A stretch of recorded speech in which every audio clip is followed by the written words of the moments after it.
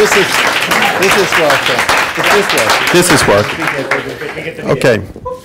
Timpa took so long. The joke is that it took so long time to fix it, so I could get the haircut. I always do that because this is very important, and you don't want to be sloppy before a presentation, especially by Workshop C. And the task of Workshop C it's been around the thing that I presented on Monday. It's learning from people's enjoyment in Oulu to design future enjoying machines, and in particular, combination of mobile services and emerging Internet of Things. So if you remember this slide, the argument that sooner or later, all new technologies will be used for hedonism. Despite if you want to do safety, security, work, people will find time, like with the mainframe machines, they did the skunk work, developing programs on their free time. And we have seen the programmers also enjoying doing all these sorts of games with the technology. So why not start already from the start, skip the learning, skip education, and go straight for using that technology for hedonism. And then we have this emerging technology, the idea that like internet will spread out into all objects around us, 500 billion devices, the wet dream of Intel and Ericsson research. So let's do it then, hedonism from start, and let's start in Oulu this summer, and let us start it with it. And the way we did it was doing 4 things. We pondered on the idea first, like, is this a good idea? What is enjoyment? What did Wittgenstein say about enjoyment? And that took us 5 days. No, not really. We spent not that much time with that, which I saw in the exams. No, I'm joking. Anyway, people went out in the city and tried to see people enjoying themselves, how they did it, in the micro details of what people did when they enjoyed themselves in city life. We did it 2 days. First day, everybody was a bit like, oh, is there any enjoyment here? So they studied multiple things. But then we went back the day after to like really detailed look into how people are enjoying themselves. And we might get to see some of that in the presentations. We went back and started to think about what we can do with it, if the learnings from the city of Oulu, if we combine it with our idea of what sort of technology that will come. And then we implement that. And then we pondered again and wrote what we call a green paper. I will return to that green paper after all the presentations. But now 4 groups with the fantastic names of group 1, 2, 3, and 4. And they will present the work in numerical order, starting with 1. It's not very tense. Plus n, where n is 0 to 3. Okay, thank you.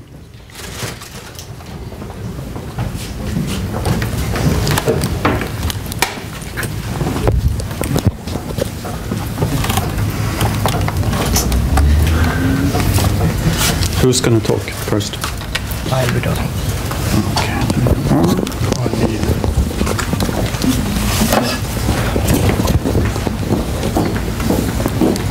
Control N.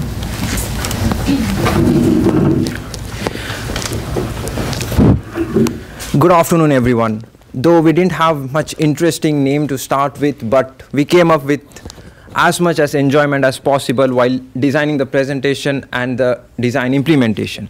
I am Pratyush, and I have with me Lena, Yani, and Ali. So we 3 are from University of Oulu, and Ali is from Politecnico di Torino.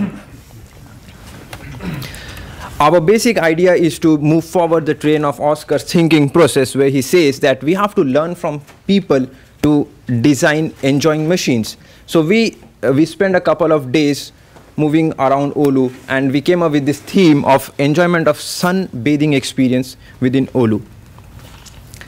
This is the outline of our talk, where we will be talking about our motivation behind this and how we conducted the field study, finally the brainstorming of the designing phase, and then some conclusions. Apart from the obvious motivation from our instructors, we had a couple of thoughts in our head which somewhat went here and there wavy. So we were thinking, he said that you start directly from noticing people, observing people, and he says that it will make the design process much faster. So does that actually happen? That was one of the questions ringing in our heads. The second one was that how can we identify enjoyment? Because in his book, he mentions very clearly that we have to identify the indicators of enjoyment rather than looking for enjoyment. So we had to be very careful and observant in our processes. And then another thing which was quite obvious for us was that, coming from a HCI background, was that how can we look towards enjoyment from a HCI point of view? Can we put enjoyment under HCI scope and analyze it in a much better way? So I'll move forward and go ahead with Lina. So hi. Like said, we had 2 days of ethnographic user studies in the field, or observations, and like now we were during that day we were in panic and shit scared, and we didn't know what to do, and we just wanted to collect as much data as possible in the city center, and we tried to find people enjoying themselves. So here are a few pictures of the places we were observing people. The first picture is from Nokia Lumia promotion event on the streets, and we were observing like staff members and customers there. And for example, this gentleman with green shirt, we interviewed him. He was working there, and he said that he enjoyed being outside, working outside, talking with people, like versus his normal work day when he was staying inside like office spaces. And the other place where we were observing people was this shoe store, and there were a lot of people enjoying themselves by shopping and having this social experience with their friends or relatives, shopping together. And we also participated this action with them by buying a couple of shoes ourselves.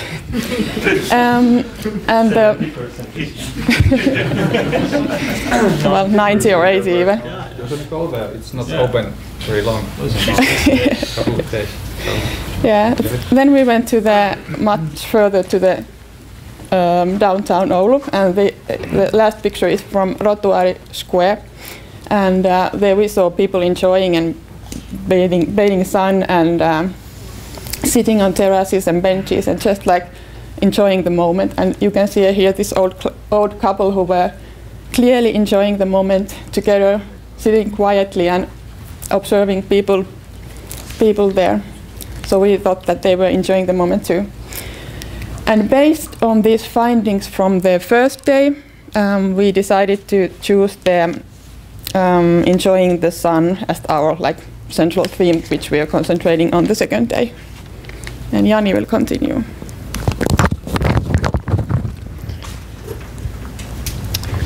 So we delved into the amazing world of sunbathing, and we observed people and their practices of enjoyment. And here we have like a couple of example cases. The shirtless guy and the girls. And we have an example video of the shirtless guy. And the body poster, and here, leaning back, relaxing. The shirtless guy releasing tension, was also finishing his lunch, quite typical.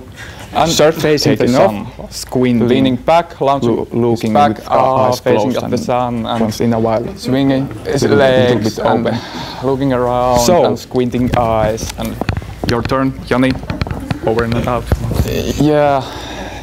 So just a quick summary of what we did after the analysis process was that we came up with a lot of brainstorming, spent a couple of hours behind that, came up with a whooping amount of 9 new ideas. It was a bit amazing, but we had to merge small ideas together to come up with the idea which we'll be presenting to you soon. So there are a couple of takeaways from the analysis process. We thought that sharing the bathing experience, sunbathing experience is quite important, and that if there is some way to display it in virtual space or even physically in the public area would be very nice.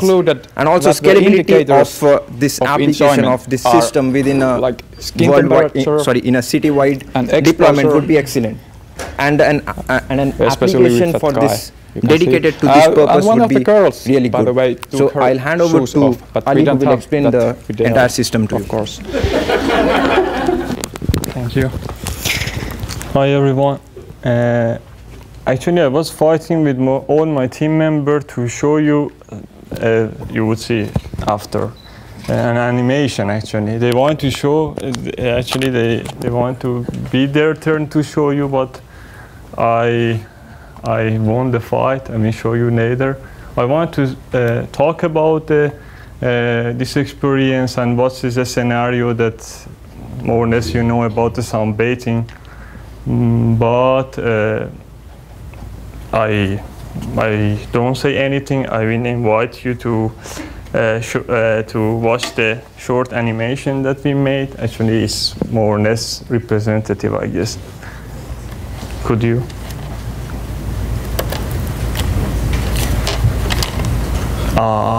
No. Come on. Come on. Ruined everything. Okay. Somehow.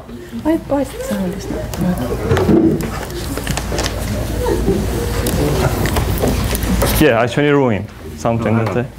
Yeah, the audio is on. Just use those speakers there. Oh yeah. Green. Yeah, that's it. The green one. I got it. Yeah. Oh, okay. Get back. Oh, okay. Oh, yeah. I walked in town on silver spurs that jingled too. A song that I had only sang to just a few. She saw my silver spurs and said, let's pass some time. Yeah. I hope that you like that. It was more or less. It was more or less what I wanted to say about the design. Actually, it was funny because we wanted to somehow to have some mean to explain the design. I mean, some takes or something. I guess the animation was a better solution for this case. Yeah, if you, okay, it's a boring stuff about the design, actually, a little bit details, but you got the, I mean, there's the cool stuff on the left. Okay, the design more or less was based on the sunbathing experience that we have seen before. We consider the person, for example, as, for example, now sunbathing somewhere in the sun, sitting in some bench, or the guy that you have seen. I mean, lay back, relax, take the shirt off. So you could say that. Actually, it's difficult to say that he's enjoying or not. We wanted to actually measure the enjoyment, gauge the enjoyment, to see if really this person enjoys or not. So we try to have, you know, some sort of, for example, we measure the skin temperature. We measure the person is at the moment smiling or not. I don't know. I mean, looking at the sun or not. This kind of, let's say, characteristic of a person that actually at the moment enjoys the sunbathing experience. So we design some sort of system that can measure this and send through some application. For example, you have seen, you can see the red points there. They are pinpointed the locations that the person actually is enjoying the sunbathing experience. And the blue point is you, or is me. That is, I can join to these guys that in the red points, they are enjoying the moment. So actually, somehow you share your enjoying experience with the rest of the people. These people can be, let's say, some small area, or I don't know, the city-wide. I mean, could be, this scenario could be worldwide. But for this case, we consider to be, for example, downtown Oulu. So if some person wants to join to, I mean, for example, there's a sunny day and some guys around the city enjoying the different locations, you can also join and experience the, let's say, the same enjoyment. Okay, I hand over. My colleague is going to. Well, that was the entire design and implementation phase which we went through a couple of times to find out what needs to be changed or modified in that. And I would agree that we were somewhat tempted towards Martin's view of a smart city, where we thought that why not have displays and other equipments in and around the city which can actually represent the happiness or the enjoyment of that person in a much more extravagant manner. But these are some of the take-home messages which we will be taking us with us. So one important thing about this is that in ethnography you have to be very, very careful, and the observations are very minute. You may skip some of the things which can happen just in a fraction of a second. So you need patience, time, and a lot of efforts for that. For the video analysis, it takes a lot of time. You have to watch it again and again and again and again, because you can come up with a lot of interpretations based on what you see, and different people can have different interpretations. The last thing was that the first day when we went onto the streets of Oulu and tried to identify what is enjoyment, there were a lot of things which we had. It was quite scary to find out what activity should we consider to be enjoyment. And actually this translates very nicely onto the book, which says that enjoyment is ordinary. It can take place in any activity at any place, and it is very common. So it is one of the most simplest thing which we might ignore. But here, that is the thing which we learned from our experiment and the evaluation. We haven't done a proper user evaluation, and we think it should be a further study over here, and so that we can check with the actual users there. Well, that was it. Thank you. And these slides were.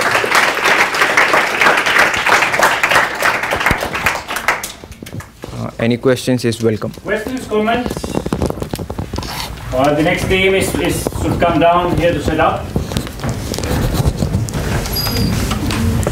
Yeah. Forward. Okay. Sunbathing.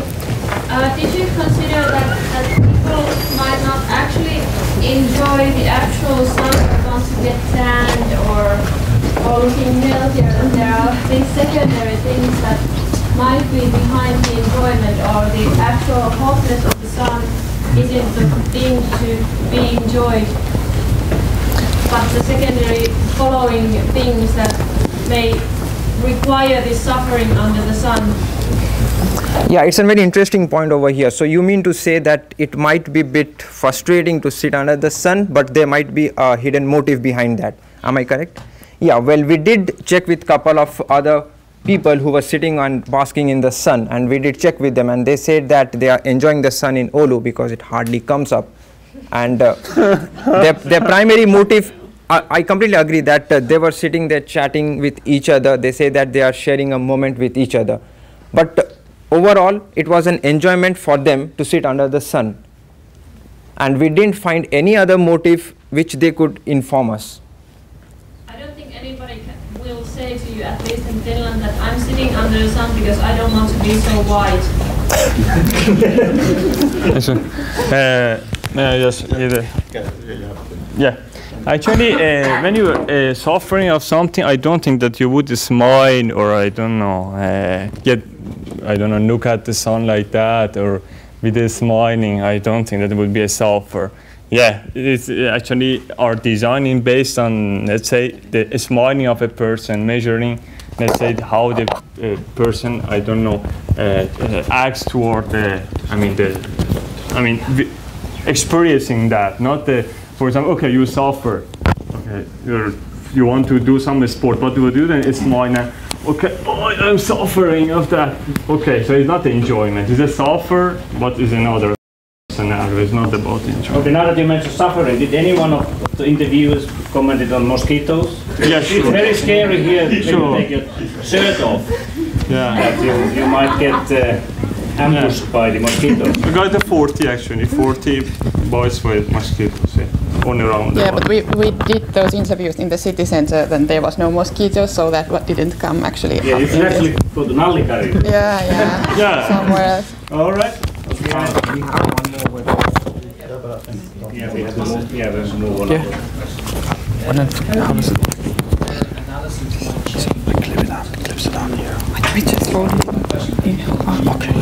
So they would be artificial approach to surveillance in Hansa. Do you feel I guess that would be one way to understand really, is it the actual enjoyment of the sun or is it the needs in hand, I guess? Yeah, again I would say that these are the indicators of enjoyment. What we found out was looking towards the sun, facing towards the sun, squinting their eyes and relaxing and launching back. So I think these are the indicators of enjoyment, and if we are automating this process somehow, it becomes very difficult for us to find out what is the motive of that posture or that looking towards the sun. And unless and until we interview people, we won't be able to find that out. I think that getting tan is like part of the enjoying sun experience, so they are linked together. And if you don't like heat of the sun, maybe you like getting tanned of it. So I think they are something that goes together anyway. Well, I guess that's why I like the graphic studies, but I think that needs probably to be done in different cultures. Yeah. All right. Yeah. Thank you. We have to move on. Is it on? Doesn't work. Okay, it doesn't work. I'll just. The system. What's that? The system here. So you need to have. Okay.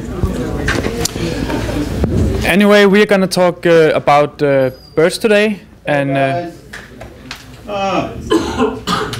The bad guys back there. by the way, we are group 2, and we're gonna talk about birds today, about ducks, and kids, and how they interact with ducks. Yes, go for it. Please, can you please speak up because it's really difficult to hear back there. Yes, I will speak up a bit. So we were designing for enjoyment, and step 1 was to go and find this enjoyment. So we went around the city as the rest of the groups and looked for enjoyment. We found a park and we found some kids feeding ducks. The next step was to analyzing this enjoyable activity and find out what is actually enjoyable about it. And the last step was to create a simple use case that we will show you later. So enjoyment in the park during the summer. We found out that apparently kids think it's pretty cool to go and feed the ducks and just run around and interacting with each other, and not least with the parents. So that was sort of our focus. We found some interactions: child to child, child to nature, animal, and child to parent. Okay, so our set for designing technology was to be located around the park. But we decided we wanted to transfer this summer experience to the winter. We decided to focus on a right here, right now enjoyment, and it would have to include nature. Again, the parents were also part of this, so we wanted somehow to mix the parents into this experience. And the concept we first worked with was to develop some kind of virtual animals that the kids could bring to the park during winter time. And next part of the concept is that during summertime we wanted to record that experience consisting of video and audio, and then Next slide. And then transfer that to the winter time. So we could project this to the lake in the park. It will consist of virtual ducks swimming around the lake, and the children, they will get these wristbands, and they can bring sort of a duck from home and throw it into this virtual lake, and then feed it, and almost like a virtual pet style, and then they should somehow be able to interact with this creature. And we thought of simple things as the dog is following the kid when it's running around the lake, adding some cool colors to the fence. We're not sure if that's really fun, but a trial will show.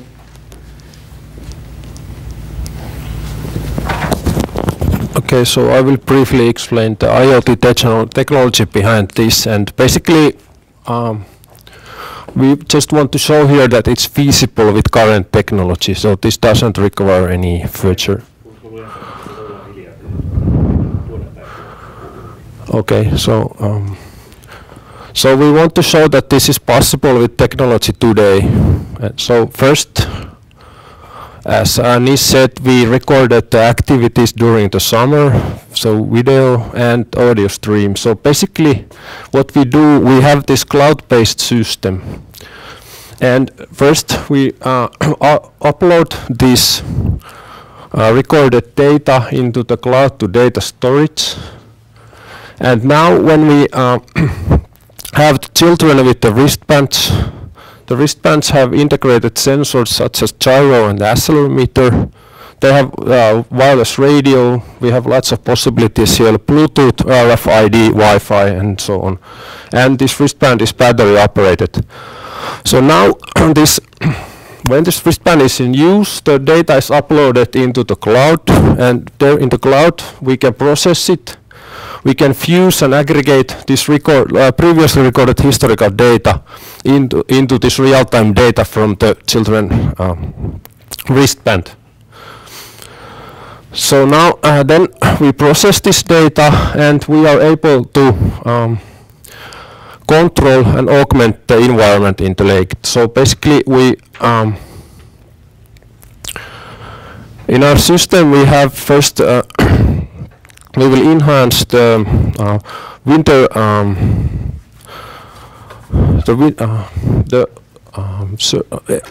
the area around the lake during the winter. So our idea was that this lake is in ice and covered by snow. So what we will do is project this historical data with fused with the real-time data into the lake surface in the snow. So we will have projectors, and then by using loudspeakers we will also play these recorded sounds. So this will enhance our experience of the lake during the winter. Then as video will show you later, so we will have there was this fence around the lake, so we attach these LED wires around the fence. So now these data processing results, they can be also visualized by using these LED wires in the fence. The idea between the LED wires is that the activity can be shown with different colors in the fence. So for example, where the children's location, it can be shown with different colors, where the dogs are, where the virtual animals are. All of this can be shown with the colors. And Ivan will now show you the video.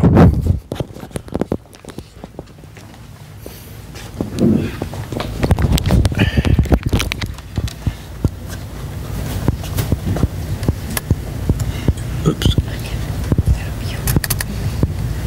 Sorry.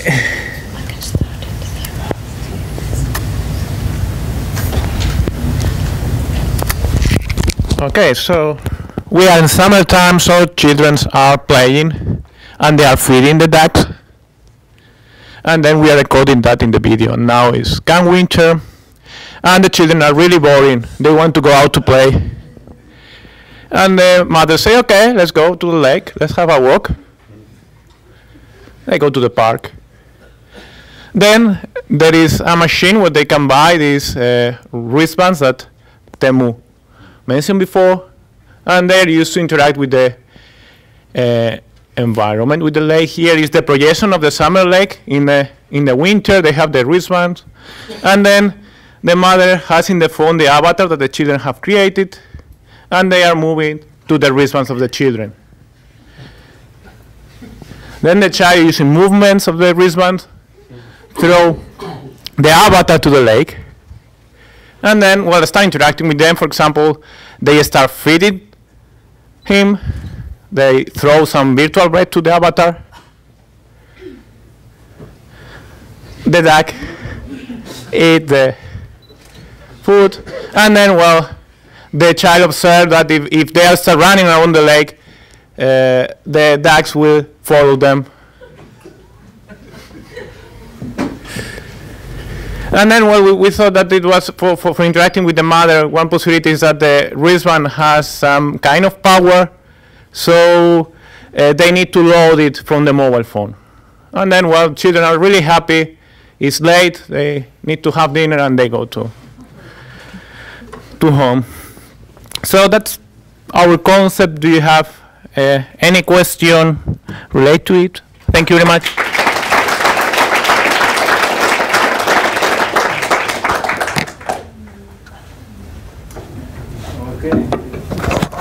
Yes, thank you for the presentation. I really like the final scenario. So I have a question regarding children and play and enjoyment. Did you consider that you actually, how did you mirror the enjoyment you found by playing with ducks and the enjoyment you erase by augmenting this in the winter? How does the competition between virtual ducks and playing in the snow kind of react? Can you answer? Okay, I'm not sure what we are erasing here, so please you go to be more specific. So I'm just elaborating. Say, children, they like to play with whatever's there.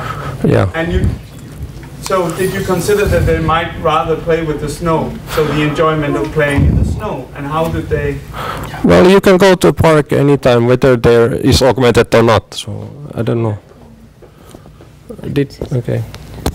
Okay, I think we observed a lot of children enjoy, especially the moment when the bird ate their bread, and then we wanted to enhance the dark winter time of Oulu when there is not so much enjoyment in the park during the winter, and we thought that, well, we kind of want to create the same enjoyment from the summer and make it as fun as it was during the summer.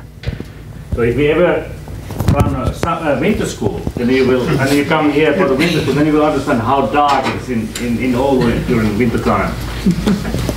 Actually, I would like to add, you mentioned about throwing snowballs, for example. Actually, this was one of our ideas for feeding or adding these wristbands to virtual feeding the birds. So actually, they are feeding the bird just by this movement. So they can, for example, take a snowball, throw it, and then the ducks could act to this one. So they could have also some real objects like stones, throw it to the lake. So it doesn't matter because they have the wristband that is the one who is detecting the movement. Okay, Nina?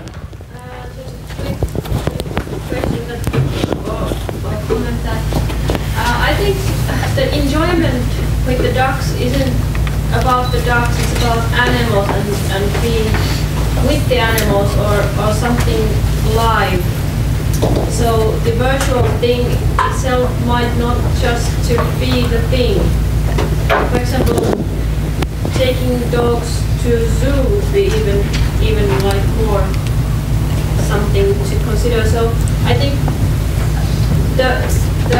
the real enjoyment, what's the ducks and feeding the ducks? Where does the real enjoyment come from? I think the virtual thing just not might quite grab the enjoyment of that interaction. Okay, I mean, well, one thing also to look at this is to consider it as interact with cartoons. So I don't know, children watch cartoons. So what if they can interact with those creatures in the screen? I don't know.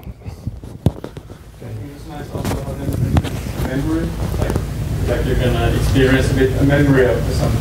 So when you have done it in the summer with the actual animals, then you have just a little frozen lake view. A bit fun to have sometimes with this memory experience. All right, thank you. We have to move on. Next team.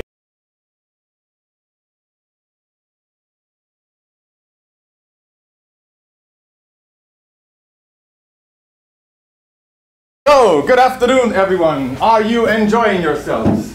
Yes! Okay, I'll take that for an answer. Sorry, I hate to ruin you. So you're doing my enjoyment right now. Okay, I'll maybe clip that on here. Is that possible? Yeah, let me clip. Thank you. So, I'm very proud to present to you the results of our workshop. I'm Toby, this is Arto, Nico, and Max.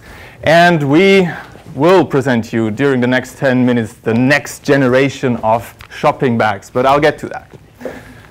So, as Oscar already mentioned, we did some observation. And who did we observe on Monday? We did not really know who to observe. We observed children, families, or what we thought were families. We were not sure. We could just interpret what we were seeing. We observed friends hanging out together, and also people who were just sitting on their own in downtown Oulu. And what were they doing? Well, most of them were actually drinking and eating. They were drinking beer in the afternoon. Some of them were doing sports. They were active on their bikes. And other ones really enjoyed their shopping trips and their purchases. So we as researchers intruded kind of their environment by observing them. So what do you do if you really want to focus on the details of their enjoyments? Well, you kind of want to ask them, what are you doing? What is it that you're enjoying? But our question was, does that ruin the experience for them? So if we step up to them and ask, are you enjoying yourself? Maybe they feel bothered by us, so we initially didn't do that. We just observed and tried to spot the details of what they were enjoying. That's actually the difficulty. You cannot really spot the details if people are just relaxing and what are they doing? They're basically doing nothing. They're just sitting there. And as we come from different cultures, we had a different understanding of what is enjoyment and how is it expressed. So, Arto, will you please quickly demonstrate the two Finnish facial expressions? So one of them is smiling, exhibit A, and the other one is a frowny face, exhibit B.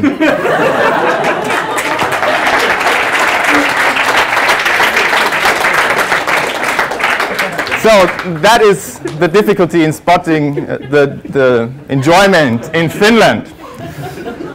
But what we really agreed on was that shopping is still very enjoyable in Oulu. There are a lot of shops and people seem to like it. And in particular, we spotted these three girls. They were hanging out at this public square in Rottuari, as you call it. And what they were doing, they just arrived from a shopping trip and they sat down and they unwrapped their things. They were shopping and now they were checking it out. So they bought some new clothes and showed it to each other. This was very nice to look at. And those we actually approached and because it was so interesting for us. And we asked them what they were doing, and they said, well, we are going to the prom next week and we need to buy some dresses. And we're sitting down, taking a break. This is a boring day. We were just enjoying ourselves via a shopping trip in the city. And they didn't meet or arrange that meeting. They went on a spontaneous shopping trip already. So we kind of focused on that. Also, we observed on Tuesday the details of actually purchasing something. And this is a transaction. We assume that this is a couple, this guy over here and the lady. And if you can follow the gesture, They're like 1.5 meters apart, and it seems like the husband, or what I would say is the husband, is holding an invisible leash and say, come on, let's go, I want to go. So the transaction at the checkout was something we found interesting.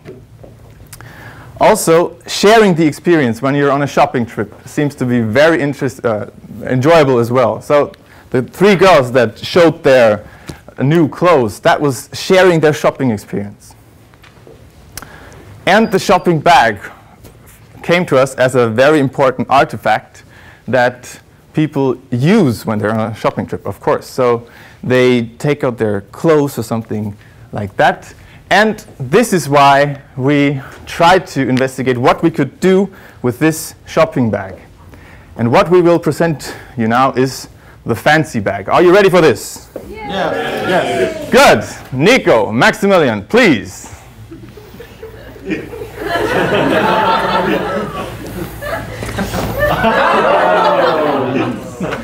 The fancy bag.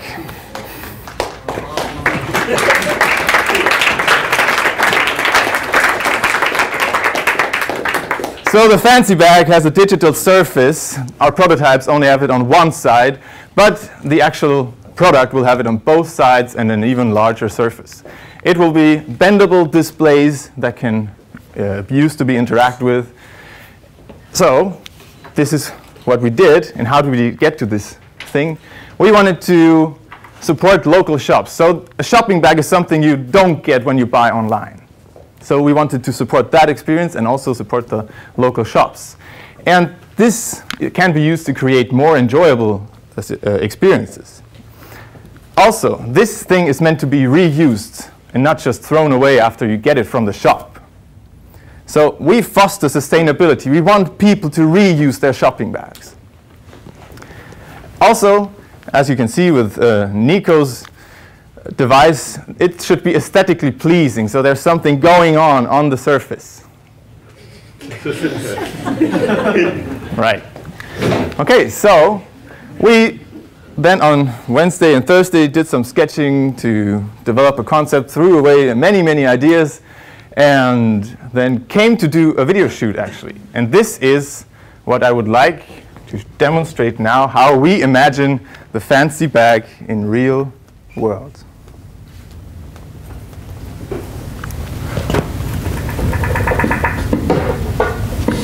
So this is me looking for a new shirt.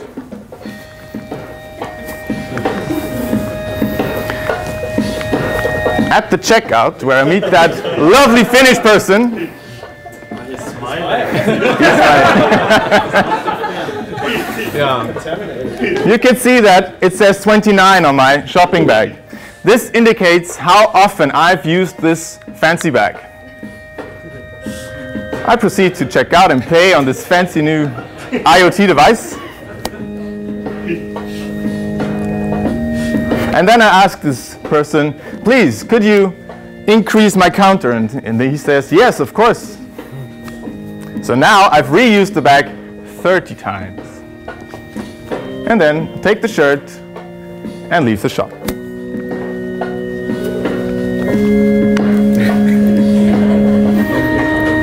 Excellent acting. Yeah. So also the fancy bag can imitate what is inside. It does not really show what's inside, but it can imitate the fabric, so what you just saw on the device. The fancy bag supports social encounters. So if I run into people that have the same device, there's something happening. Badges are exchanged automatically. And the cool thing is, the fancy bag has a friend magnet. So if there's a friend around who has a fancy bag, this is what happens. The fancy bag shows me the way where I should move towards my friends.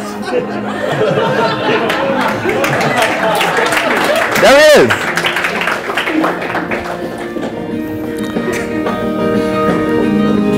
We meet each other, and now, of course, we share the shopping experience.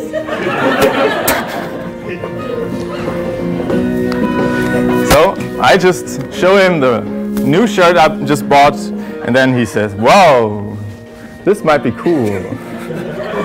And also, final thing, you could share the progress. So used it 30 times, but Max already 52 times, and that is really good.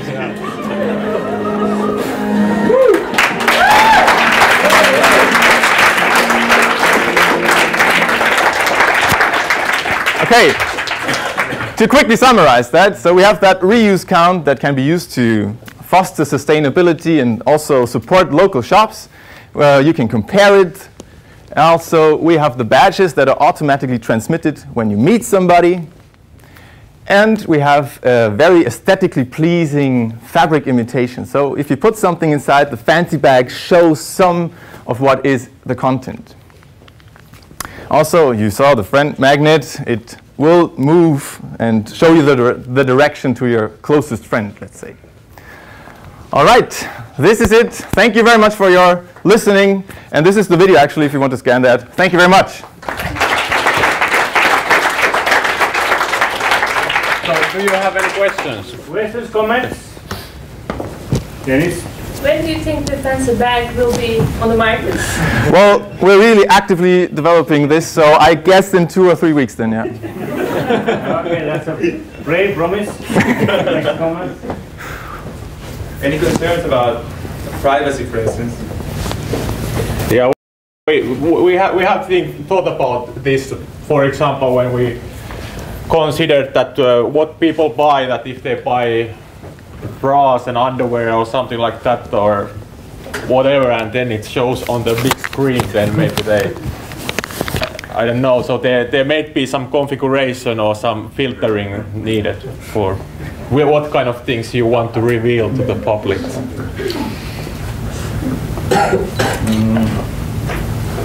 Yeah, I think you should include some ladies to your team in the future. That was not our choice. Also, I think there's this enjoyment of showing off the labels that you buy, and the amount of bags is something that is perhaps not enjoyable, but it somehow justifies the whole process of doing shopping. That if you go home with 13 different kind of bags, then you didn't really succeeded. Okay, all right. That's a very important detail, especially for ladies. Yeah. You might want to include that in your design. I just wanted to also congratulate you to, as 4 guys chose to interview 3 girls. I mean, this is the choice. Well, we interviewed more girls than that. Yeah, we did it many times. Okay.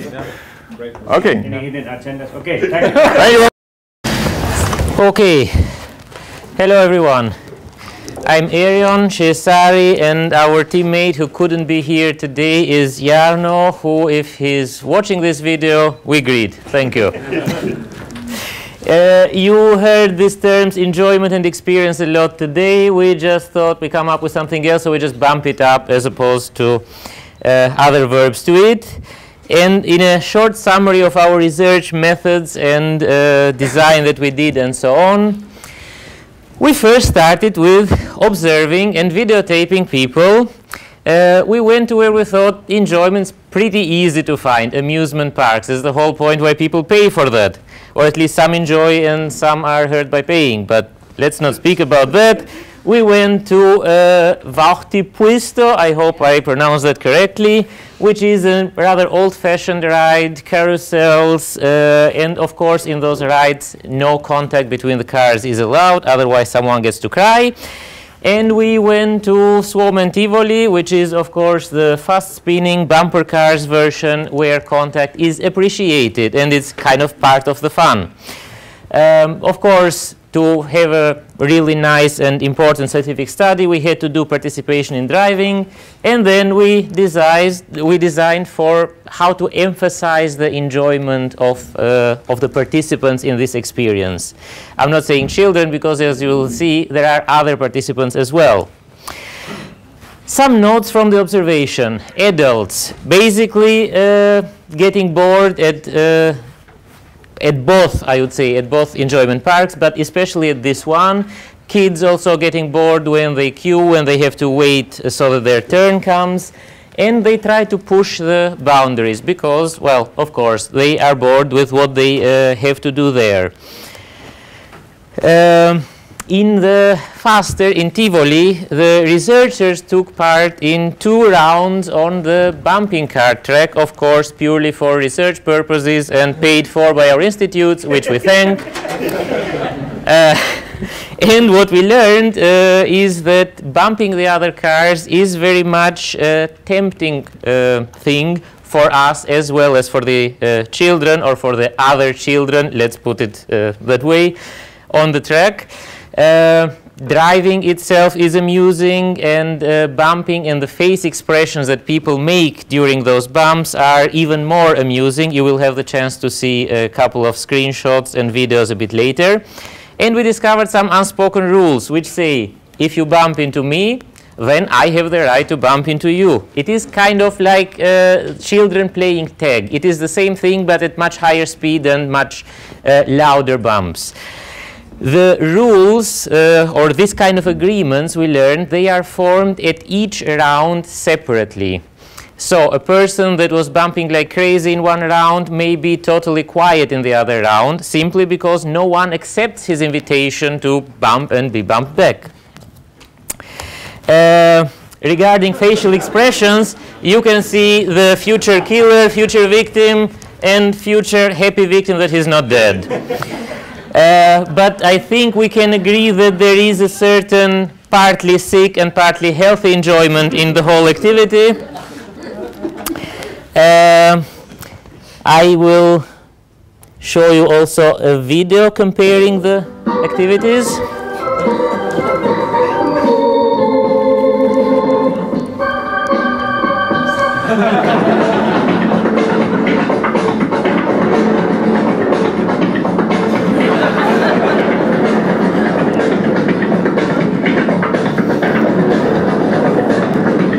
Well, that smile is what we're aiming for in the end. Which brings me to these key observations and notes and where we got the inspiration from. Ride is obviously more interesting when children are able to control their speed, their direction, break the rules, bump into each other, possibly kill each other. And adults, we noticed, all the time film these rides from their smartphones. And that's where the issues come, because by staying far from the action, so to say, as an adult, you don't have a very good field of view. A smartphone has a very limited field of view. Everything is happening too far. You can't really zoom in on those funny face expressions. The kids that are waiting there, of course, they are bored because all they see is just cars bumping really too fast to notice those face expressions in any detail. So what we thought is, how can we now make these adults that are not participating into some kind of movie directors, and how can we get these cute, bored kids to be more active spectators, to enjoy even more? And that's our solution. We put some cameras on the cars, we film the facial expressions up close and personal. We show them on a public big screen right behind the car, so everyone who's viewing can really see those bump cam moments. And then we allow all of this to be mixed in the film that the parents have shot themselves. It's important. We don't want to get those experiences away from them. We don't want to change them that much. We just want to enrich them even more. So, well, this is our idea expressed in words. You will also have a chance to see it in pictures later. We noticed every one of those kids has a bracelet. They get, that's a ticket to enter. So let's put an NFC tag in that so we can read it with a smartphone at some point later.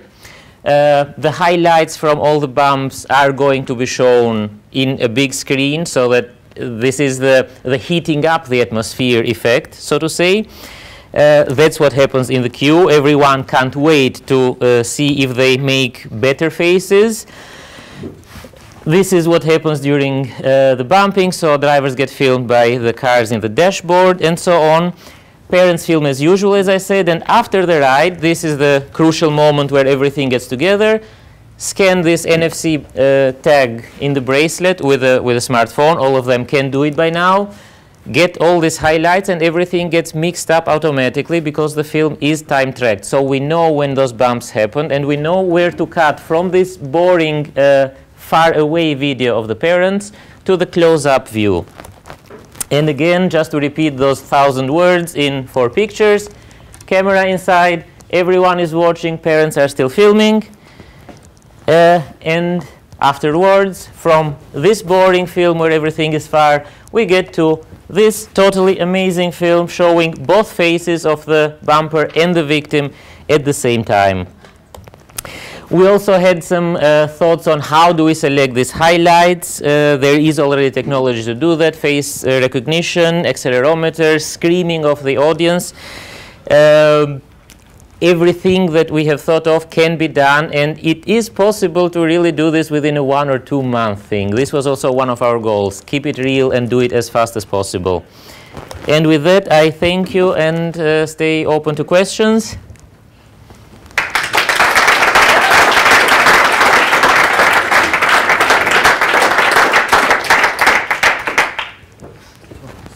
When you speak. Okay.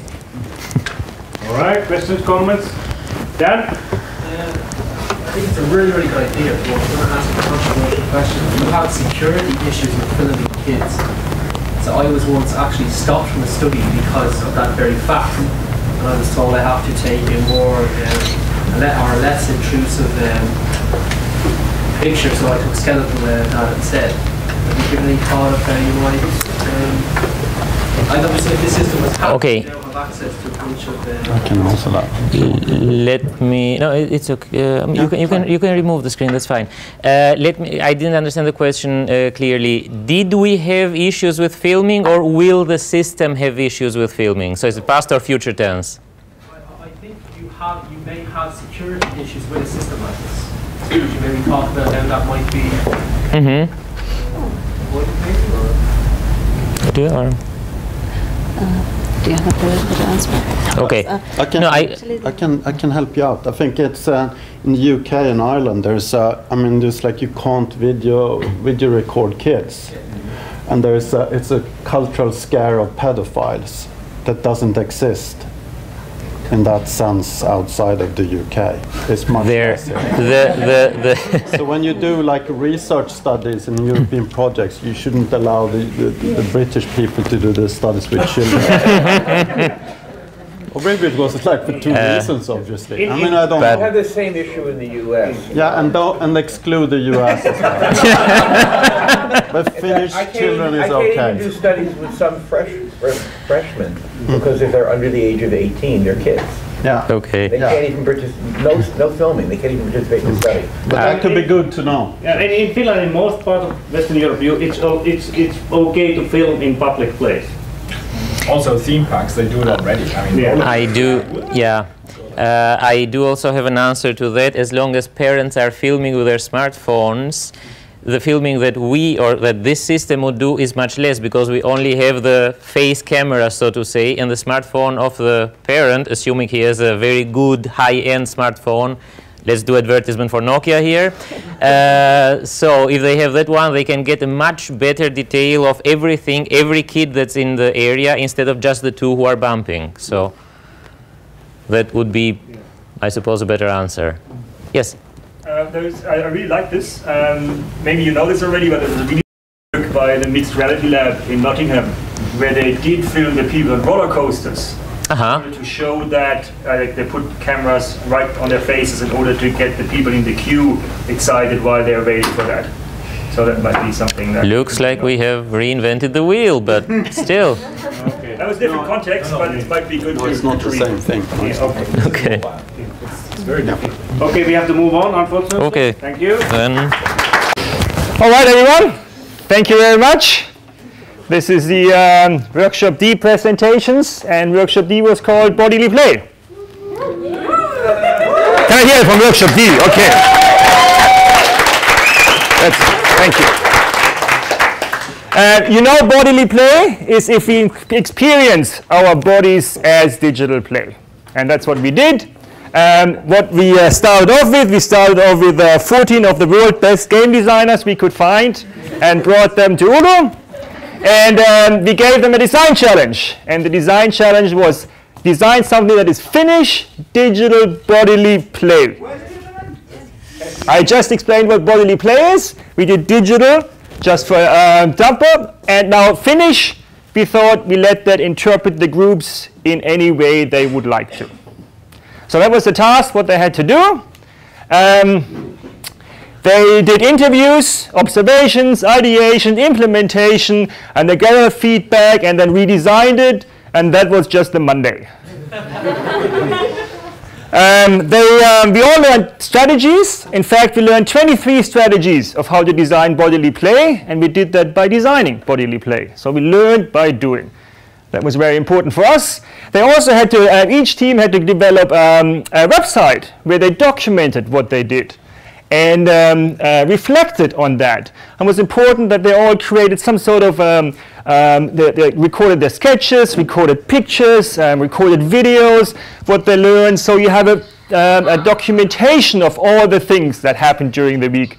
And I encourage you to look at that and see how the whole process evolved. So these reflections are on these sites. If you don't want to write them all down, I just posted them on our website so you can see what each team did. What else happened? Rich was kind enough to create a little video of what else was going on in the last couple of days.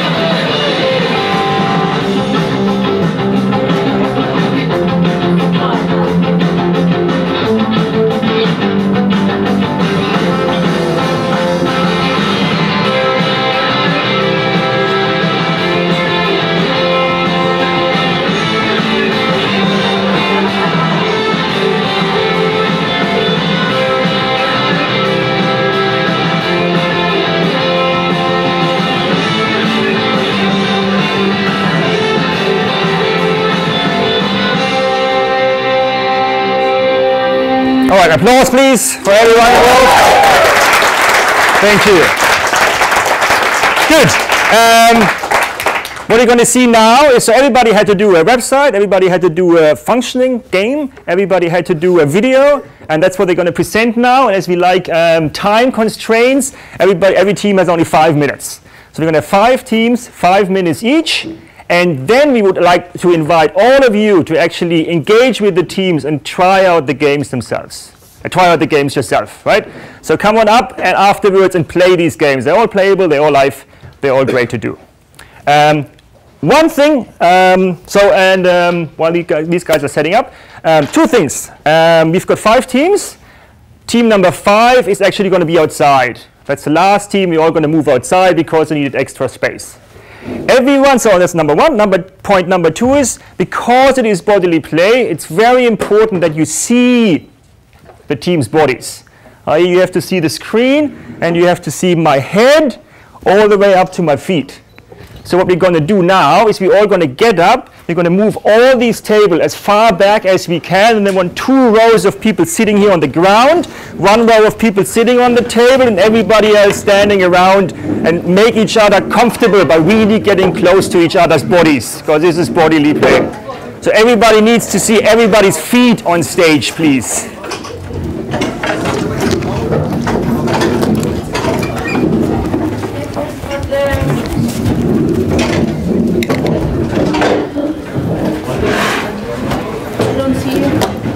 Do you need a projector, clicker? Yeah, I have the HDMI. No, use this one. Because you want to have the sound. And maybe it's another Sound, yes, I give you the sound as well. Do you need the clicker? Yeah, we have one. Try it again, maybe. No. We only have 5 minutes, so yes, we are SLAPS. That's our initial. It stands for Paula, Patrick, and Suzanne. And it doesn't work. Yeah, perfect. We believe that digital technology can enhance games, making them easier, like the Wii, creating new contexts and new experience with other people. So the problem is, what is the finish? And we had to figure out that by ourselves. And it's throwing, like Finnish throw their wives, their mobile phones. Yeah, everything. Like the Summer Olympics, we just had to throw things. That's like the main. Then we experienced on Sunday when we came, it's the mosquitoes. And the last one, their relationship to the sun, like light nights, dark nights. That were the main features for us. And then we tried to create the challenge. So we take some kind of throwing game with bats, balls, anything to throw between. And we wanted to make it more fun, more Finnish, and more available. Yes, and Floyd told you everything about the process. So we did everything, and we did it again and again, because he thought fail and fail often. So we failed like, I don't know how many times, too many times. But hopefully we won't fail now. And we are proud to present the video. Can you just go to the next slide? Good, if it worked. So that's it. Yeah. And then I just, do you have the video? What is full screen? Yeah, I just yeah, I just do it. Yeah. You do it. You know they have this one?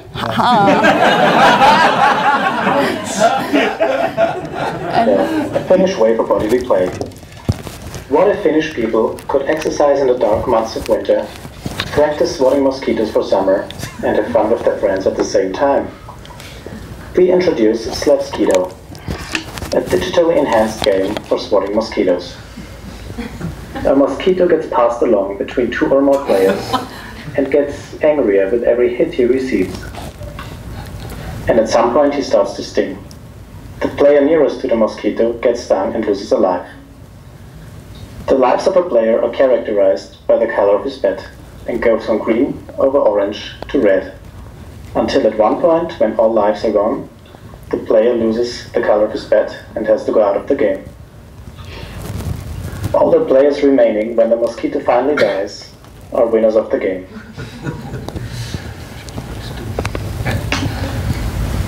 Okay, that was a quick explanation of how it works. Yes. But don't worry, we're making the live demonstration soon. Now just a few words about the role of the digital technology in our game. So we thought about what it actually does for the game we have here. So maybe you know this beach ball game where we have these wooden bats and you play the ball around.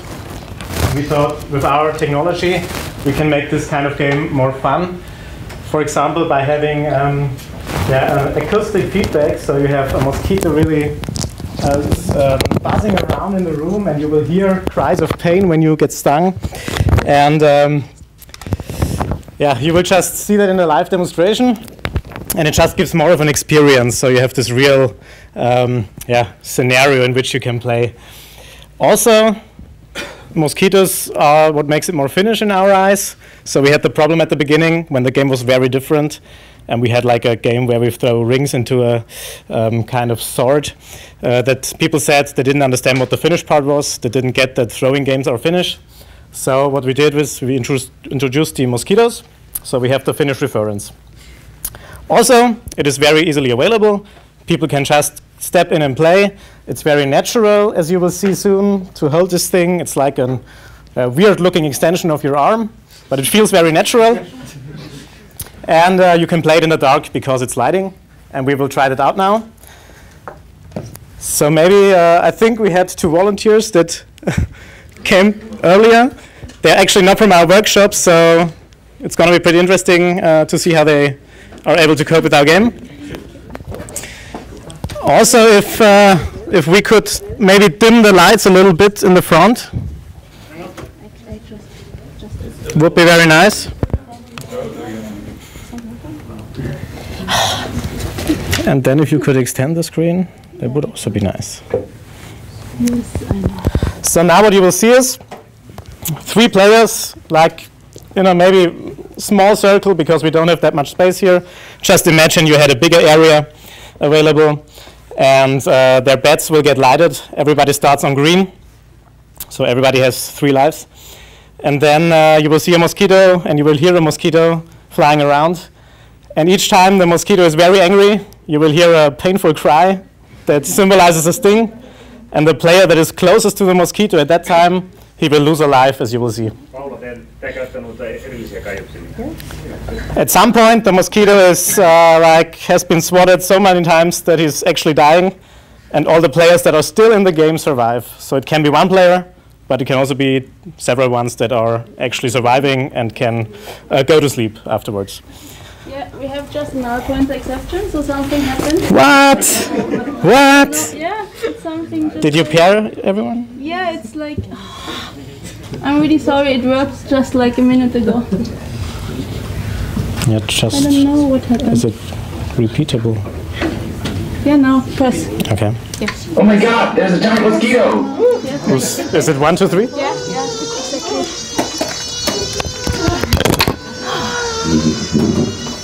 Oh! No!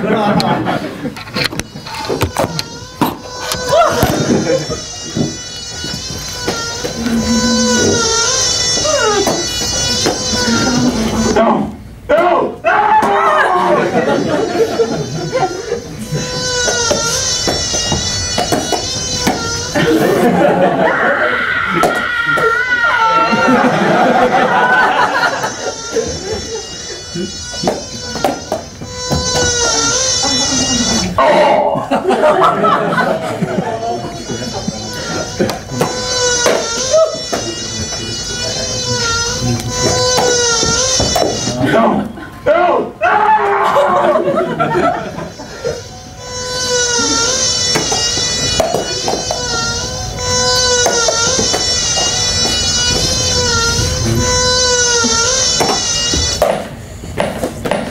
So this is the dying sound.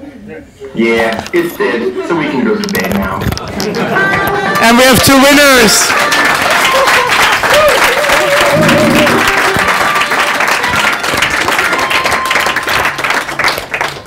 So that was all from us, and I say, Kitos, thank you for your attention.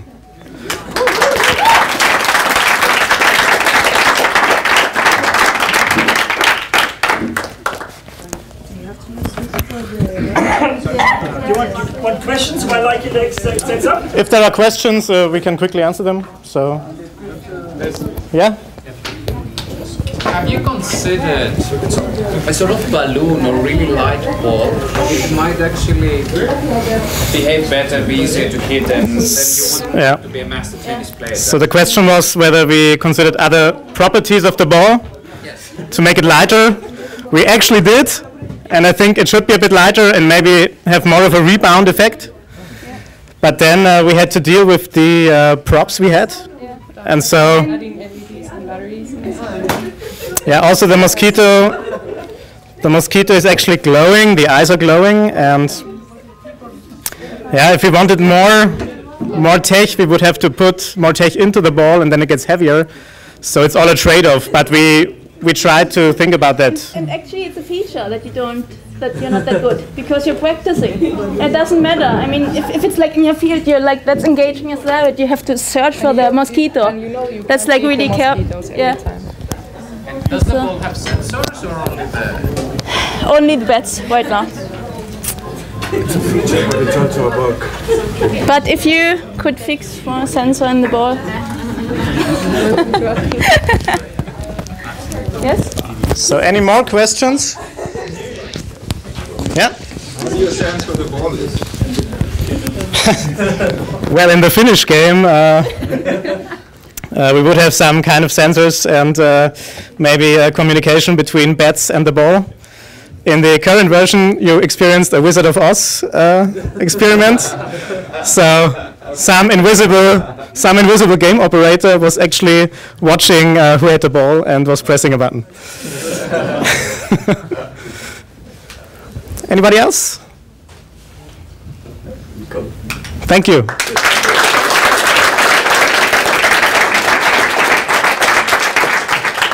You start. Susanne.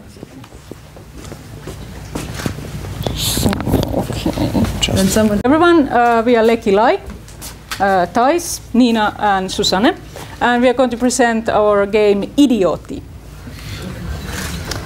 We got inspiration for our game from Finnish children who told us that in their favorite game they try to hit each other with a ball as hard as possible.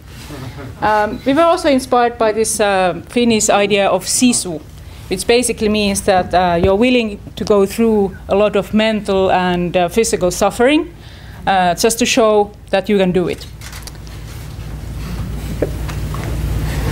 Then we were also interested in this idea of uncomfortable interactions, which means that if you as a designer design interaction which makes your users feel a lot of threat and risk and fear and pain and shame, it can actually produce quite enjoyable user experience. Yeah. So our goal was to, our goal was to use the technology to enhance the thrill of risk in the game. So we did that in different ways during the process, but we will show two examples here from our prototyping. That we first developed a vibrating ball that you have to pass around between the players, and when it starts vibrating, you have to throw it at the person in the middle. So you never know when the ball is going to be thrown at you. And the other thing we made was this vest that made it visible when you were hit, so you lost points. There was like small LEDs down there that showed the points. And yeah, just to see that, really emphasize that the person in the middle was hit. So we ended up with this final version. We have it right here. Yeah. We ended up with a hat instead of a vest. And actually the hat has the function of the ball you saw. Here it's just LEDs in the top, so the player wearing the hat doesn't know when the other players will shoot the ball at him, because that is indicated by the hat. And yeah, it's at the same time amplifying this feeling of social shame, because it's a fool's hat, yeah. And yeah, then we have the ball still. Yeah, there's nothing special to that. And then we amplified the hits by playing a sound when you get hit as well. Okay, and I think you need to. Now we have a video of the gameplay. Okay. Idioti, a Finnish game of pain. In Idioti, the players are standing in a circle, the Idioti in the middle, and the game consists of a ball,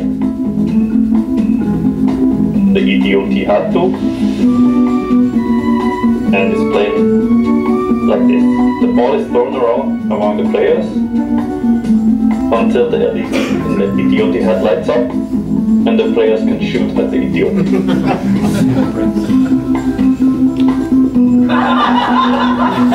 If a player hits the Idioti has to live with the pain.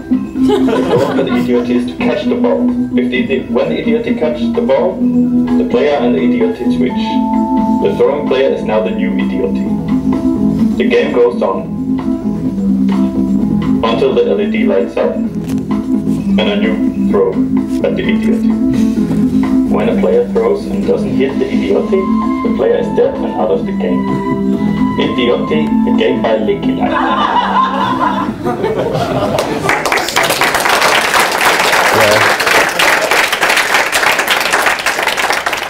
So we would like to shortly demonstrate the game for you. Elena, Daniel and Robert. Daniel, where are you? If you would. And yeah, we will play the game outside afterwards also, so this will just be a short... anybody wants to be the idiot? Anyone wants to get her?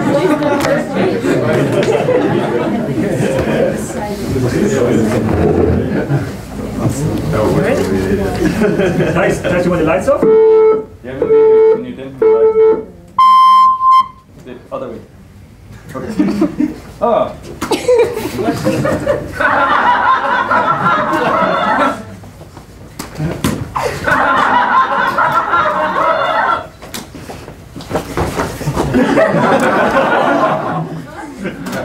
Oh,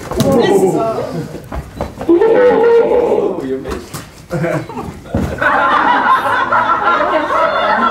I got it. Oh, but not didn't catch it. Okay.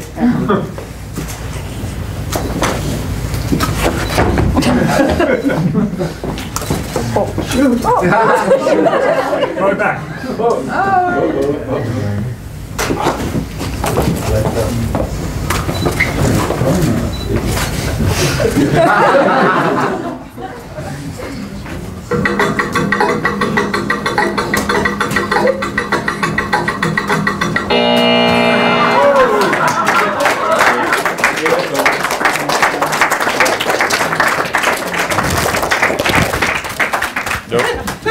Thank you. Thank you. Thank you very much. That was our game. And you can visit our WordPress blog if you want to read about the process. Yeah. Thank you.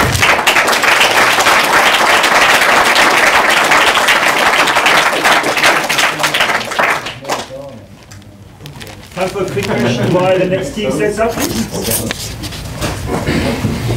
Any questions?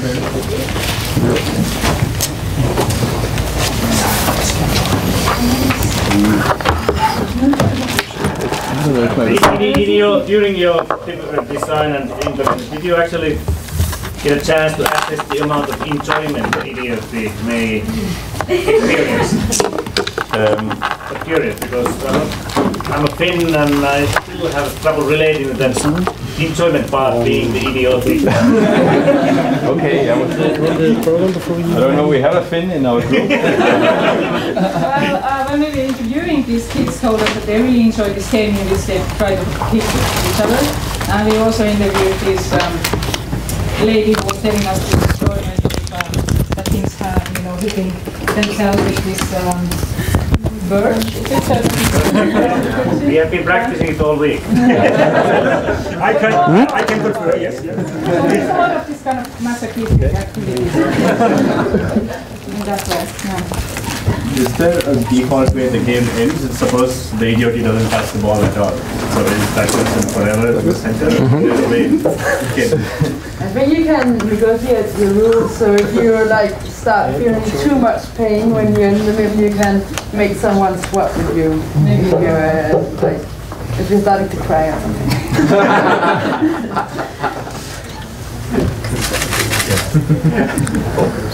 No, put the presentation. Yeah. So one thing is making the idiot uncomfortable, but I actually found playing the game I was feeling uncomfortable delivering pain. Very good point. Why is nothing showing? Part of that, you're kind of breaking maybe a social rule that you're not supposed to hurt anyone, and in this game you're supposed to hurt someone, so that can actually make you also uncomfortable. You're obviously not a Finn. Alright. Milligrams experiments. Sorry? Question of that? No, I was just commenting with him, so it reminded me of Milgram's experiments, the one with the 400 volt electric shock and still continuing. Yeah, we were considering those electrical shocks as well. You ready? Okay. Thank you again.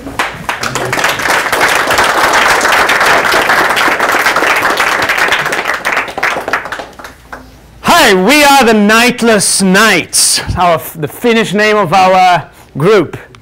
So we got this design brief to design finish bodily play. So let's look at the first element there, the finish bit. What is to be Finnish? What is Finnish? We went out into the streets and asked people what they consider to be Finnish. We discovered that reindeer are a very big part in Finnish culture, both in food, in the mythology. There's also a very interesting relationship with light, because you've got lots of very long nights in winter, very long days in summer. So, and then so that's the first part, the Finnish part. So now looking at the bodily play part, we realized that a lot of the bodily play has to do with visual cues. So you look at the ball, you run after it. You look at your opponent, you fight him. So, and digital bodily play is guilty of that as well. You know, you have LEDs all over the place, you have big displays, you have all that. But people have been playing these games where you can't see for a very, very long time. So how about we combine this sensory deprivation with digital bodily play? We created this game called Reindeer and Wolves. I'm Eduardo, these are my colleagues Daniel and Rob, and we are the Nightless Knights. No. Press play there, I don't know that. No. No.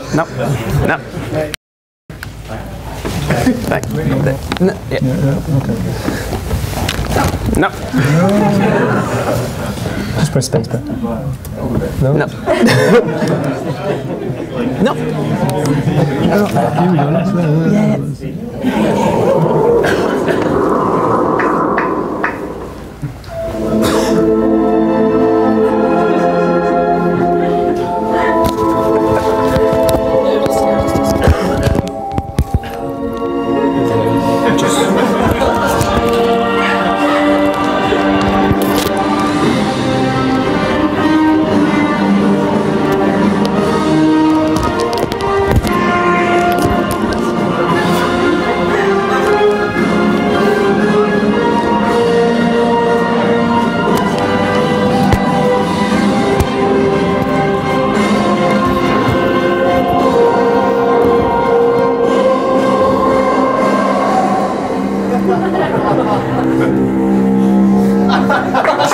Which one moves on? Yeah, next slide. So, as you can clearly see, reindeer and wolves have a very antagonistic perspective on the world. So we developed a game mechanic that kind of tried to exploit this metaphor as best we could. So these are our wolves, and they are, of course, like Eduardo talked about, we want to explore the idea of sensory deprivation. So we make them blindfold, obviously. But of course, they can still hear. Yeah, so that's a very, very important mechanic in our game, because if we want to take away one sense, we need to allow for an engaging gameplay experience with the remaining senses. So our mechanic works like this. You have a reindeer, and as he shakes, he needs to eat food. And as he shakes, his LED becomes more bright and red. But of course, reindeer can be startled. And we implement this in our game through a blue LED. And vibration. And vibration, yes. I'll talk about that in a second. So you have this conflict of interest in the game where the reindeer want to acquire points, but to acquire points, they need to make noise. And when they make noise, they increase their risk of danger. So we began, to Floyd's advice, prototype straight in. And again, like people said, fail and fail often. We did fail. We spent hours and hours as technicians trying to figure out how can we get audio in the game. And then someone just got a bit of tape and shook a box of nails onto the controller, and there's your sound. So, so we play tested our game initially with folks that are also in the group to get some inter-group feedback. And our response was great, really.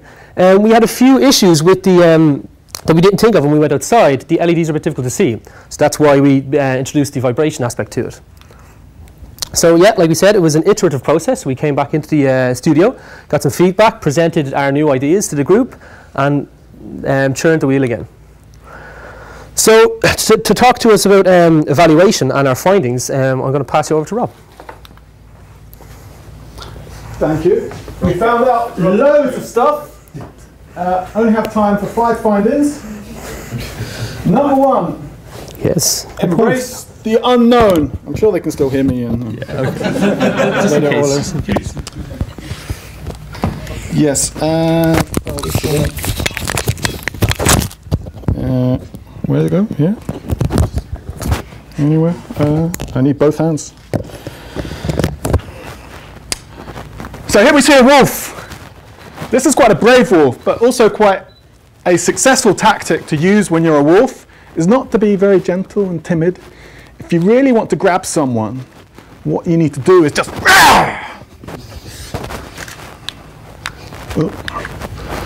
and which connects to the topic of danger and thrill. The game is quite hectic. People are running, chasing, but also there's these other sort of thrilling moments where everything becomes quite quiet and still, and the wolf is getting very close to a reindeer who's trying very hard not to give anything away, not breathing, not moving. And for some of our respondents, who will remain anonymous, they said there was also some sort of thrill about, oh, which part of the body might come into contact with other parts. And there is, well, it's all about play, but what we mean here is there is a kind of improvisational, emergent, entirely unscripted layer of play which participants brought. An extra layer of communication and expression on top of our simple game mechanic. And by this I mean things like some verbal things, wolves howling, ow, and deer screaming, and people showing their claws, and sort of, you know, making funny faces behind the wolf when the wolf can't see them. And here we see a participant kicking, or aiming, acting to kick a wolf in the bottom. Can I say that? Yes, as mentioned, lots of moving around. This game got people hot. And when, in response to user feedback, we introduced a second wolf, this also brought a kind of identity confusion amongst the hunters. These hunters are trying to collaborate, but they think they've done well and caught someone, but they discover they've caught another wolf, one of their kind, and they're not nearly as tasty as the reindeer. And to conclude, yeah, so I guess to conclude, what we discovered is we aimed to explore more about the idea of play, because as it stands we have a definition of it. People tend to use it quite loosely, but we don't fully understand where it derives from. So just to recap, we want to explore playful activity in the wild from the get-go. We actually found it easier to implement technology into our game by focusing on the actual experience of the game rather than the technology. Like I said, when we started to get focused and bogged down on how can we implement audio, when we realized it's not really relevant. And yeah, hopefully as a final conclusion you will see that it actually is fun, as we're able to demonstrate it now. So, yeah. Okay. I'm a reindeer. I'm just going to take the role of the wolf in our game. We have two hotspots here, so the deer can only feed when they're on a hotspot. And watch out for the LEDs. So blue means I can't move, and a green means I've choice. And this is a concise version of the game with only 3 players, but the actual game is meant for 5, so we can try it all later.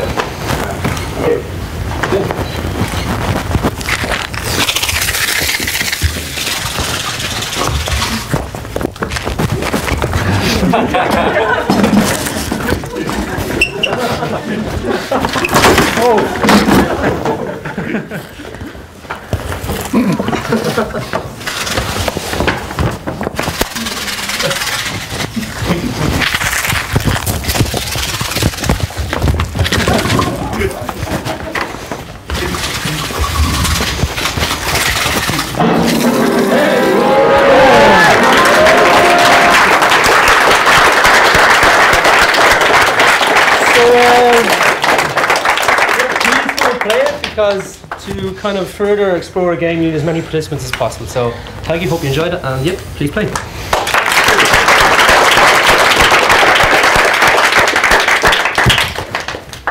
And questions, of course. What is the blue color for? That's when the deer gets startled, so you need to freeze. So you feel it vibrate and it gets blue, and you need to freeze no matter what you're doing. So if you're running from the wolf, stop. Yeah, stop. Well, I think that's an interesting mechanic, because that's not actually enforced through the technology. So what we did observe was that people would ignore that rule completely. It's quite interesting. Any more questions? Okay. It would be interesting to see, I mean, how high did your heart rate go? Have a heart rate monitor on to see such a big exertion? No, we didn't try that, but I was terrified over there. And people playing both sides, feel exerted at the end of the game. It's really physically intense. You have to run around. There's this element of trying to grasp the unknown. You should have really contracted Polar to sponsor your workshop. Polar, these heart rate monitors, they come from Oulu, basically. So hopefully some judge, we'd appreciate it. Hope they've got a new game for your Summer Olympics next year. Interesting. Okay, thank you. Thank you. Cheers. My intro for you. Thank you very much, Floyd. Well, we're Il Capotorosso and Ubiquitous, and we're presenting Hupponari Huppi. Did I say it wrongly again? Do you need some help? Any things in the audience? Huppunaru huppu? Huppunaru huppu. Apologies for every time I misuse that word. It comes up quite a lot in the presentation. Okay.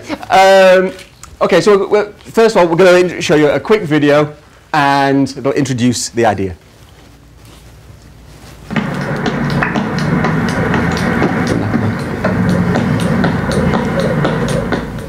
What does skipping rope feel like? We talked about how we had skipped when we were younger, but not recently. We skipped. We had fun. Tiring fun, but fun. We wondered why people stopped skipping.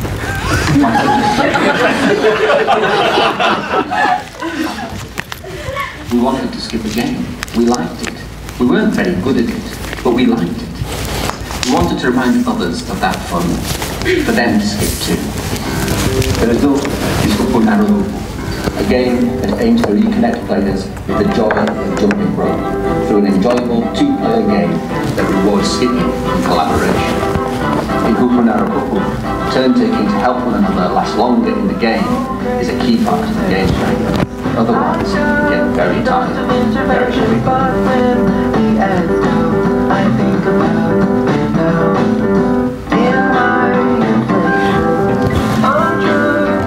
So, this is Huppunari Huppu, and Huppunari Huppu seeks to reintroduce skills to a generation that puts them behind them, encouraging adults to stay young through active play.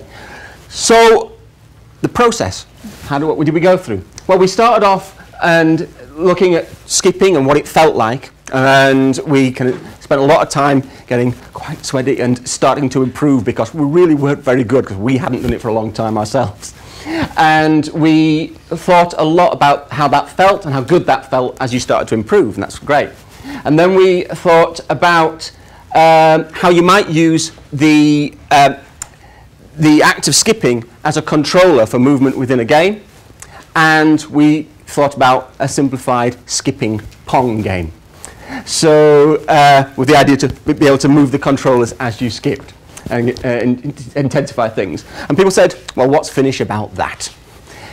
And so we went and talked to some people about what Finnish games were like. And we talked to these young people for an awful long time, and they were great. And they gave us lots of ideas about Finnish baseball and lots of games with Finnish twists. And then they came up with, they told us about 10 sticks on a board. And they told us about labyrinths, in hide and seek in labyrinths. And we thought, right, we've got loads of great data here. We're going to make this game Finnish. And we put it all in. And the result was a kind of an idea where we'd skip around the labyrinth and to play hide and seek, and there'd be a 10 sticks thing which was actually a reset mechanism, and then we shoved it all in there, and the people would go and it was too tiring, couldn't play it. Yeah, it's just too exhausting. So we went back to the drawing board, and we thought about skipping. and we thought about the personal space that is created by the act of skipping. And we thought about this famous Finnish reserve, as demonstrated earlier, and how the skipping rope might be a kind of a protective force field. And so that began to give us some useful ideas about how we might progress. And we began to think about a skipping force field and unwelcome attention dropping in on us and how that then bounced away. And so that started to feel good. And we thought, well, this is bodily play, and you can't do bodily play so much by yourself. You test it with multiple players. So do we do competition or collaboration? And we're quite social, so we thought collaboration. And we came up with some rules, and we have the two skippers generating a force field to protect themselves, so they're sharing in deflecting away all this unwelcome attention, and they can intensify the force field by working together. And yeah, as you can see, the rules are relatively simple. Skip, skip, skip, skip, skip, and keep at it. So, do you remember when the last time you jumped a rope? We have to show you. We've got some volunteers, Ding and Eduardo. They've proved very willing volunteers because they can skip. Come on, give them that's it, give them a round of applause. Yeah. You get the nice pink rope, and this one yet? It's a good rope. Okay. No gender stereotyping here. And the game will come up in a second, and I'll get out of the way. Ready? Oh. A little practice.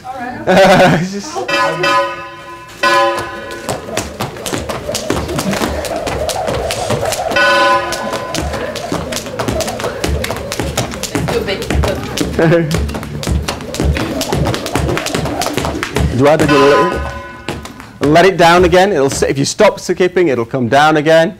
Oh, and then second, skip again. Protect yourselves.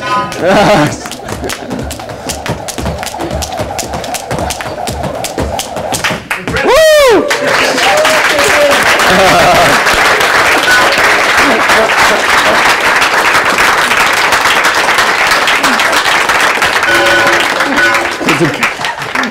to stop the game. Thank you very much, Eduardo and Ding, and the energy that I think that you could agree that that was an exertion game. And so, in conclusion, we hope that people will feel that it's another reason to get back skipping, and once you've done that, that you can skip again in other contexts, because skipping is actually quite a lot of fun, and that's our desire. This is us. You can contact us there if you want to talk to us, or follow us on our Twitters or something, and we'd like to say thank you.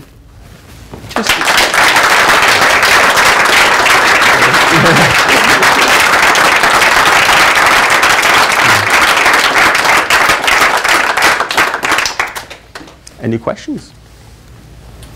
Hello? That was really nice. Since you were using this kind of skipping as a force field and to protect your personal space, I was a bit surprised to see that the two personal spaces were intersecting and invading. Yes, I understand. Was that? Well, I think it was what we decided was it was social, and the Finns. This is a stereotype of the Finns as a nation, but it's a nation, and there's a togetherness in that.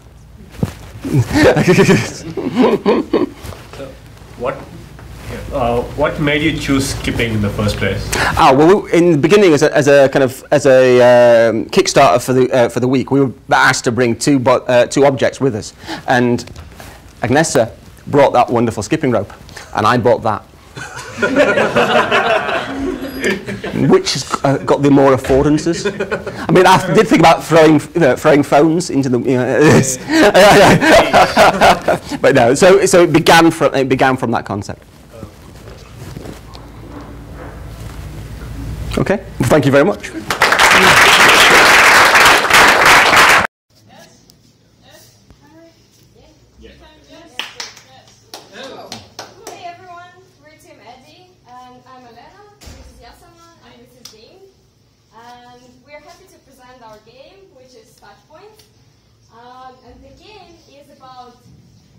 connection, strategy, and connectedness between people.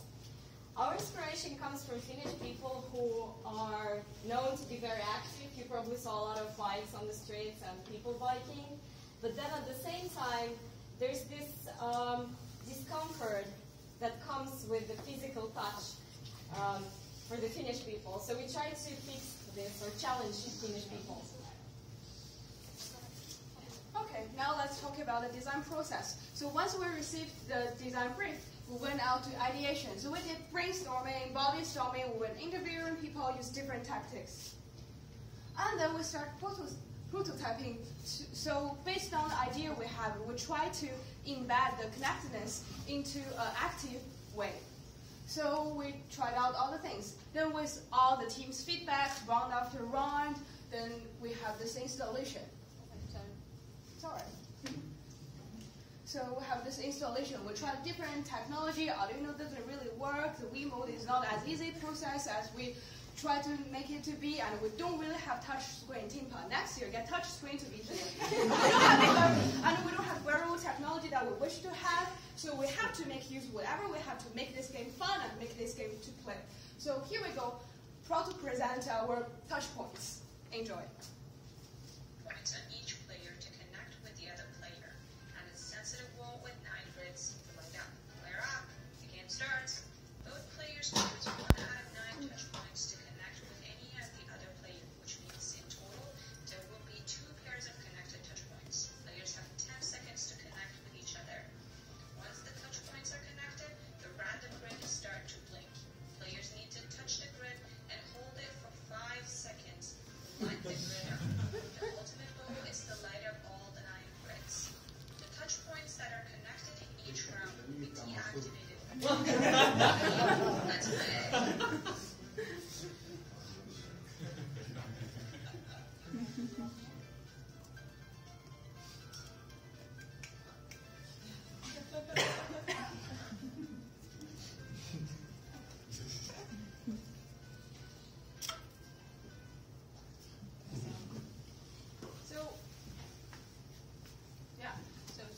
We also see a greater potential for our game to use its benefit toward using the physical therapy.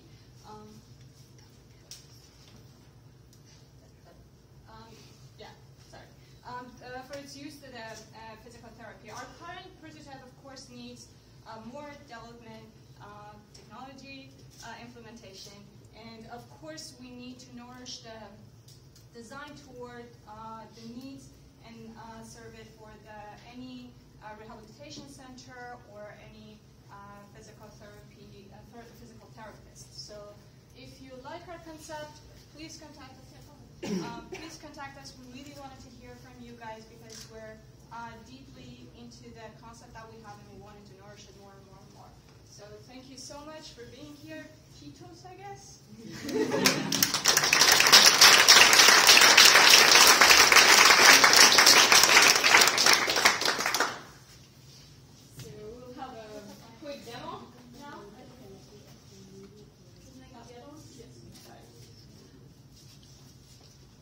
So as we talked about earlier, these are 2 players that are with 9 touch points that are where oh my god, I'm gonna be blind after this. Where's the text? Are you ready?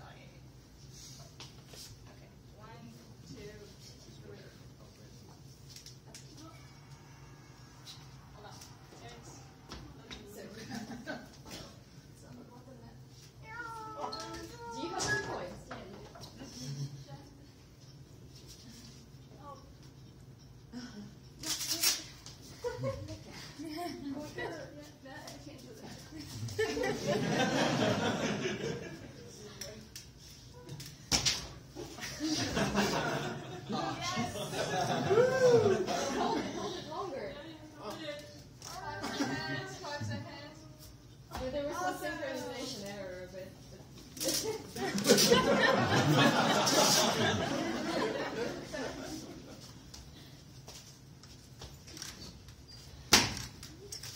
You have to hold it. Yes, one on. Maybe.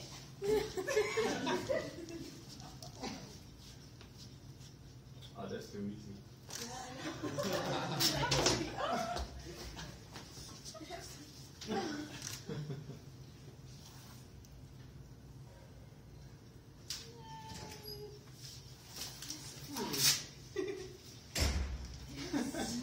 Just the amounts. Let's try this one. Take